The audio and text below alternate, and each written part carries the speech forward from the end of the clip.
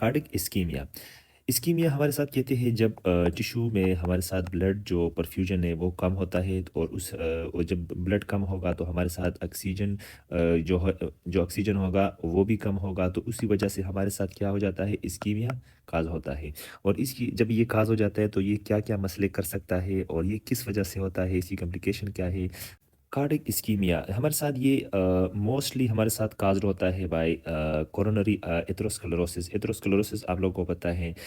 इसमें होता क्या है, जब हमारे साथ एथेरोस्क्लेरोसिस में हमारे साथ मतलब कोरोनरी आर्टरी में हमारे साथ प्लग बन जाता है, तो उसमें ऑक्सीजन सप्लाई कम होती है। और लेट्स सपोज ये हमारे साथ एक कोरोनरी आर्टरी है, अगर इधर एक प्लग बन जाता है, एथेरोस्क्लेरोसिस बन जाता है, तो यहाँ से जब ब्लड पास होगा तो मतलब इसकी ब्लड परफ्यूजन में कमी होगी, मतलब वो डिक्रीज़ होगा। तो ऑक्सीजन जो है उसकी भी मिकदार कम होगी, तो उस वजह से जब हम ऑक्सीजन सप्लाई कम होगी, ऑक्सीजन डिमांड हमारे साथ मतलब होगी, लेकिन ऑक्सीजन कम आएगी, तो उस वजह से हमारे साथ क्या होगा, इस्कीमिया काज होगा। जब हमारे साथ इस्कीमिया होगा तो कुछ हमारे साथ सिम्टम है वो हमारे साथ शो होंगे। तो जैसे कि टिपिकली सिम्टम हमारे साथ होंगे चेस्ट पेन, जिसको हम इंजाइना भी कहते हैं, डिस्निया हो गया, शॉर्टनेस ऑफ ब्रेथ हो गया, और डायफोरेसिस मीन इंक्रीज स्वेटिंग। ये इसमें कॉमन सिम्टम होंगे अगर फॉर एग्जांपल हमारे साथ इस्कीमिया हो गया। कोरोनरी इस्कीमिया से हमारे साथ बहुत मसले होते हैं, लेकिन सबसे पहले जो मसला होगा वो हम करेगा स्टेबल एंजाइना। स्टेबल एंजाइना क्या है और अनस्टेबल एंजाइना क्या है, हम इस सब को पढ़ेंगे।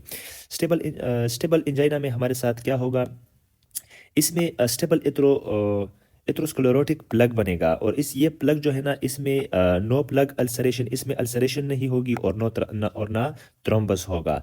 ये हमारे साथ मोस्टली अक्लूड करेगा क्या, 75% ऑफ लूमन, मतलब अगर ये लूमन है तो ये इसको फुल हम इस लूमन को ये फुल ब्लॉक नहीं करेगा, इसको ये सिंपली मतलब यहाँ से यहाँ तक ये 75% ब्लॉक करेगा, और ये मतलब परफ्यूजन के लिए ओपन रहेगा।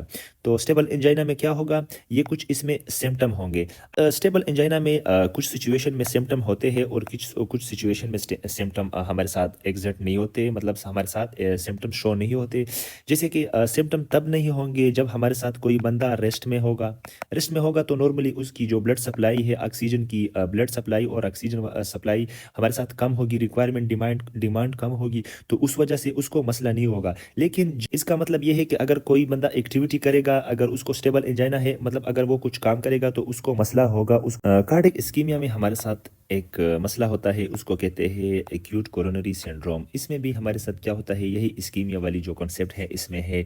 इसमें होता क्या है, इसमें एक जब प्लग बन जाता है, मतलब एथेरोस्क्लेरोसिस होता है, वो रप्चर होता है, उससे जब वो रप्चर होता है प्लग, उसको हम फिर कहते हैं थ्रोम्बस। तो वो थ्रोम्बस फॉर्मेशन हमारे साथ दो चीज़ें काज करता है।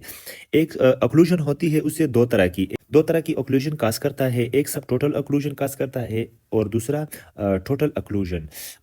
सब टोटल हमारे साथ, अच्छा सब टोटल किसको कहते हैं और टोटल किसको कहते हैं, सबसे पहले हम ये जानते हैं। सब टोटल का मतलब ये है, लेट्स सपोज ये हमारे साथ एक आर्टरी है और इसमें ये हमारे साथ ये एक प्लग बना है, और इधर से एक थ्रोम्बस आ रहा है, और ये यहाँ पे हमारे साथ क्या हो रहा है, इधर ये ऑक्लूजन इसकी हो जाती है। लेट्स सपोज अगर यहाँ इसकी ऑक्लूजन होती है, तो मतलब नॉर्मली ब्लड ऐसे आता है ना, यहाँ से जाता है, तो यहाँ से कुछ ब्लड इधर आएगा, मतलब वो कम मिकदार में आएगा, तो ये इसको कहते हैं सब टोटल। मतलब कुछ कुछ कोई गुंजाइश है थोड़ी सी, इसमें थोड़ी सी जगह होगी ब्लड जाने की, मतलब यहाँ पे ब्लड आगे जाएगा थोड़ा सा। लेकिन होता क्या है टोटल ऑक्लूजन में, ये हमारे साथ सब ये हमारे साथ सब टोटल ऑक्लूजन है। और अच्छा, टोटल ऑक्लूजन में होता क्या है, टोटल ऑक्लूजन में हमारे साथ लेट सपोज ये एक आर्टरी है, और अगर यहाँ पे ऑलरेडी एक प्लग बना है, लेट सपोज ये एक प्लग है, और यहाँ पर ये एक थ्रोम्बस आ रहा है, और ये थ्रोम्बस करता क्या है, पूरा ये जो लूमन है ना, इसको क्या करता है, ब्लॉक करता है, और यहाँ से आगे ब्लड नहीं जाता। तो अगर ब्लड नहीं जाएगा तो क्या कस करेगा, यह मेन वजह इसमें क्या है कि मतलब फुल ब्लॉक होगा इसमें।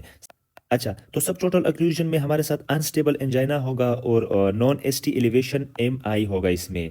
और टोटल ऑक्लूजन में क्या होगा, इसमें 100% ऑक्लूजन होगी, मतलब ब्लॉकेज होगी, और इसमें क्या होगा, एसटी एलिवेशन मायोकार्डियल इन्फार्क्शन, जिसको कहते हैं स्टीएमआई। स्टीएमआई इसमें होगा। इसके दो मतलब ये हमने पढ़े हैं दो, एक पढ़ा हमने सब टोटल और दूसरा टोटल ऑक्लूजन। सब टोटल में थोड़ा सा स्पेस होता है, सब टोटल में हमारे साथ थोड़ा स्पेस होता है, ब्लड फ्लो होगा थोड़ा सा, और टोटल ओक्लूजन में 100% ब्लॉकेज होगा।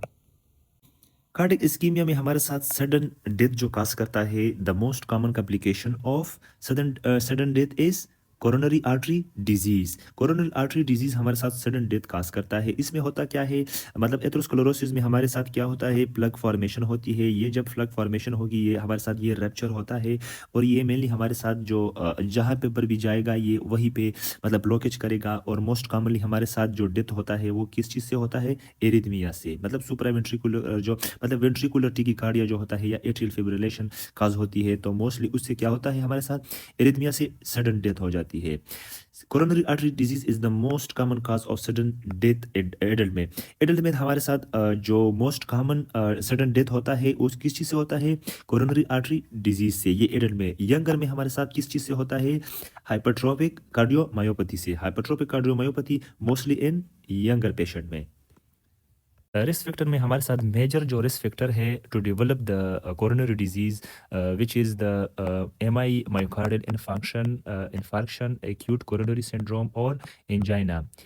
ये उस बंदे में बहुत जल्दी ये चीज़ें काज़ होगी जिसमें अगर उसको पहले से मतलब प्रियोर कोरोनरी डिजीज़ है, अगर उसको पहले से कोई कोरोनरी डिजीज़ का मसला है तो उसमें ये जल्दी होगा, रिस्क फैक्टर इसमें बहुत ज़्यादा है।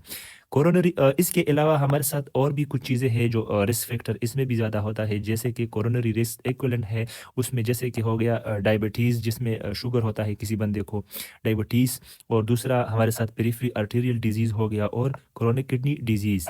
इन सब में हमारे साथ क्या होता है, रिस्क फैक्टर ज़्यादा होता है। तो ये हमारे साथ कुछ और फैक्टर है, जैसे कि हाइपरटेंशन है, हाइपरलिपिडीमिया है, और family history first degree relative.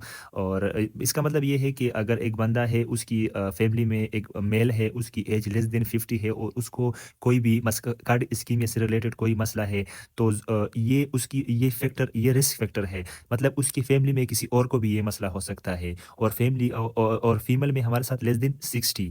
तो इसका मतलब ये हुआ। स्मोकिंग, इसमें स्मोकिंग रिस्क फैक्टर में आता है, और ओबेसिटी। ये दोनों चीज़ें जो है हम इसको क्या कर सकते हैं, मॉडिफाई कर सकते हैं। इसका मतलब ये है कि ये हम छोड़ सकते हैं, मतलब स्मोकिंग छोड़ सकते हैं, ओबेसिटी को हम मतलब कर सकते हैं, मतलब थ्रू किस चीज़ से, लाइफस्टाइल चेंजेस से। एक्सटेंड ऑफ इस्कीमिया, हमारे साथ इस्कीमिया किस तरह एक्सटेंड होता है, हमारे साथ इस्कीमिया दो तरह से एक्सटेंड होता है, दो तरीकों से। एक हमारे साथ ट्रांसम्यूरल इस्कीमिया उसको कहते हैं, और दूसरे को सब एंडोकार्डियल इस्कीमिया। ट्रांसम्यूरल इस्कीमिया का मतलब है occur when complete 100% flow obstruction. इसमें हमारे साथ जो ब्लड फ्लो होता है ना, वो फुल क्या होता है, फुल 100% वो ब्लॉक होता है। तो मतलब कोई ब्लड आगे नहीं जाता, फुल ऑब्स्ट्रक्शन इसमें होती है।